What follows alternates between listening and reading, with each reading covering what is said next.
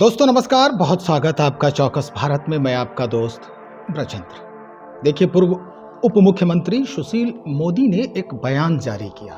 दरअसल वो नीतीश कुमार के हित की बात कहते नजर आए। उन्होंने ये कहा कि नीतीश कुमार जी अपना फॉर्म भूल गए हैं, उन्हें 2005 के फॉर्म में फिर से वापसी करनी चाहिए। जो छवि इन दिनों उनकी धूमिल हो रही है, वो छवि फिर से मौजूद हो, बरकरार हो जाए, इसी में सबका भला है।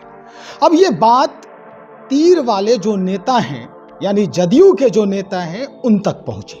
उसके बाद बयानों के तीर लगातार चलाते देखे गए। जो मंत्री हैं, बिहार सरकार के जल संसाधन मंत्री संजय झा जी, उन्होंने कहा कि भाई हमारे नेता को सलाह की जरूरत नहीं है, हमारे नेता हमेशा फ्रंट फुट से खेलते नजर आते हैं।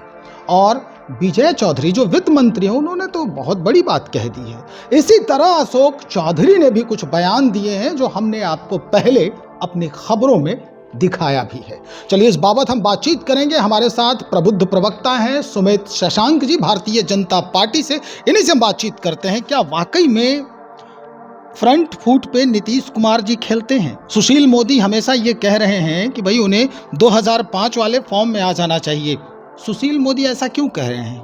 देखिए, निश्चित रूप से समझने की आवश्यकता है। जहां जंगल राज पार्ट 1 बिहार में जब व्याप्त रहा, तो जंगल राज पार्ट 1 की लड़ाई में जिस प्रकार से भारतीय जनता पार्टी के सामान्य कार्यकर्ता, भारतीय जनता पार्टी के नेता लगातार एक लड़ाई लड़ रहे थे, संघर्ष कर रहे थे कि जंगल राज से संपूर्ण बिहार को कैसे बाहर निकाला जा सके। जहां एक तरफ संपूर्ण राज्य हत्या, अपहरण, लूट, बलात्कार, नरसंहार, इन सभी घटनाओं का पूरा बिहार जो है वो पर्याय बन चुका था। दूसरे तरफ सत्ता में बैठे हुए उस समय का जो लालू परिवार और अब सत्ता में बैठा हुआ जो आरजेडी का पूरा जो तंत्र था, वो किस प्रकार से आम जनता का गला घोंट रहा था, इसके खिलाफ जो लड़ाई भारतीय जनता पार्टी के नेताओं ने लड़ी। भारतीय जनता पार्टी का नेतृत्व जब लड़ाई लड़ रहा था, तो कहीं ना कहीं बिहार के उस समय बिहार के जो अभी वर्तमान में जो माननीय मुख्यमंत्री हैं, वो कहीं ना कहीं इस लड़ाई में भारतीय जनता पार्टी के साथ खड़े थे।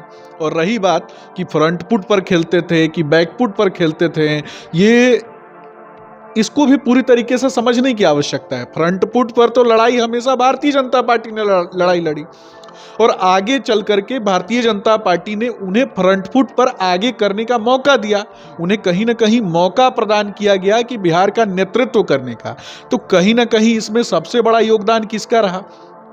इसमें भारतीय जनता पार्टी के नेतृत्व का योगदान रहा। सुमित जी, एक बात यहाँ पर आपको रोकने का हम यह कर रहे हैं कि भाई सुशील मोदी ये बयान तब जारी करते हैं जब पहले, उसके एक दिन पहले ही अमित शाह जो देश के गृह मंत्री हैं, वो कहते हैं कि अगर कोई आना चाहे हमारे दल में, हमारा सहयोगी बनना चाहे, तो हम किसी को रोकेंगे नहीं, हम किसी के लिए बैरियर नहीं बनेंगे। और तुरंत कयास ये लगाया जाने लगा बिहार में कि सरकार हो सकता है 25 तारीख तक परिवर्तित हो जाए। क्या यह भी एक इशारा किया गया नीतीश कुमार को? देखिए, देश की यशस्वी गृह मंत्री आदरणीय अमित शाह जी के बयान को समझने की आवश्यकता है। कहीं ना कहीं हम भारतीय जनता पार्टी के कार्यकर्ता, भारतीय जनता पार्टी के नेता इस विषय को अच्छे से जानते हैं कि भारतीय जनता पार्टी ने एक लड़ाई लड़ी जंगल राज के खिलाफ। लगातार ये जो इंडी अलायंस बना हुआ है, और इंडी अलायंस में एक से बढ़कर एक परिवारवादी, स्टालिन परिवार, उसके अलावा लालू परिवार, मुलायम परिवार, मुफ्ती परिवार, ममता बनर्जी, इस प्रकार का परिवारवाद का एक जमात, परिवारवाद का बिजनेस चलाने वाले लोग, और दूसरी तरफ देश की यशस्वी जनता का प्रतिनिधित्व करने वाले आदरणीय प्रधानमंत्री नरेंद्र मोदी जी। तो परिवारवाद का जो पूरा ये जो जमात है, इस पूरे परिवारवाद के जमात ने एक कंबल अपने चेहरे पर एक मुखौटे के रूप में डाल लिया। उस मुखौटे का नाम क्या है? उस मुखौटे का नाम है नीतीश कुमार। और कहीं ना कहीं उस मुखौटे को भी धीरे धीरे इन लोगों ने हाशिए पर ले जाके खड़ा कर दिया। लगातार इनके जो दोनों युवराज हैं, उनका आपने बयान सुना होगा, इंडी अलायंस के जो नेता हैं उनका बयान सुना होगा। लगातार कहीं ना कहीं अपने चाल चरित्र के माध्यम से उन्होंने नीतीश कुमार को अपमानित करने का काम किया। लगातार बिहार के मुख्यमंत्री को हाशिए पर ले जाके खड़ा कर दिया। जिन्होंने पूरा का पूरा इंडी अलायंस बनाया था, उनको कहीं ना कहीं अपमानित करते हुए पूरे के पूरे इंडी अलायंस में एक तरीके से हाशिए पर खड़ा कर देना, ये कहीं ना कहीं इस बात को दिखाता है कि परिवारवाद का बिजनेस चलाने वाले जो लोग हैं वो किस प्रकार से पूरा का पूरा नेतृत्व तो अपने हाथ में रखना परिवारवाद की बात कर रहे हैं, लेकिन जो वित्त मंत्री हैं बिहार सरकार के, या कहें राज्य के वित्त मंत्री हैं विजय चौधरी जी, वो कह रहे हैं कि नीतीश कुमार हर फैसला लेने में सक्षम हैं और जो फैसला लेंगे शिरोधार्य होगा पूरे पार्टी के लिए, पार्टी के जितने भी सदस्य हैं सबके लिए।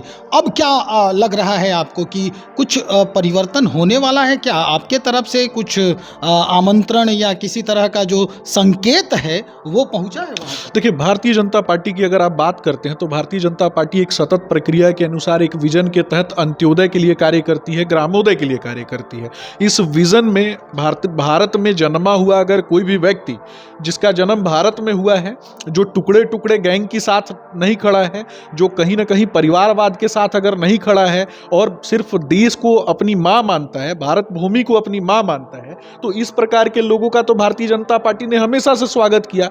लेकिन कभी भी जो लोग भी परिवारवाद के जमात के साथ खड़े रहे, जिन लोगों ने अपनी पगड़ी ले जाके भ्रष्टाचारियों के पैरों पर रख दी हो, जिन लोगों को भ्रष्टाचारियों की चरण वंदना पसंद आती हो, जिन्हें बिहार के बच्चों के सपनों के और बिहार के बच्चों के भविष्य के विषय में जिन्होंने नहीं सोचा हो, जिन्होंने गुरुओं का अपमान किया हो, जिन्होंने शिक्षक अभ्यर्थियों को सड़कों पर दौड़ा दौड़ा करके पिटवाया हो, तो वैसे लोगों को भारतीय जनता पार्टी कभी नहीं स्वीकारती है। इस प्रकार के लोगों को जनता जान चुकी है, बिहार की यशस्वी जनता जान चुकी है, और बिहार भाजपा की यशस्वी प्रदेश अध्यक्ष ने भी अपने माथे पर जो भगवा बांधा है वो कहीं ना कहीं बिहार के आत्मसम्मान का प्रतीक है। और बिहार के आत्मसम्मान की लड़ाई में बिहार भाजपा की यशस्वी प्रदेश अध्यक्ष आदरणीय श्री सम्राट चौधरी जी के साथ भारतीय जनता पार्टी का प्रत्येक कार्यकर्ता, भारतीय जनता पार्टी का प्रत्येक नेता कहीं ना कहीं इस विजन में खड़ा है। परिवारवाद की जमात को उखाड़ करके फेंक देना है, जंगल राज चलाने वालों को उखाड़ करके फेंक देना है,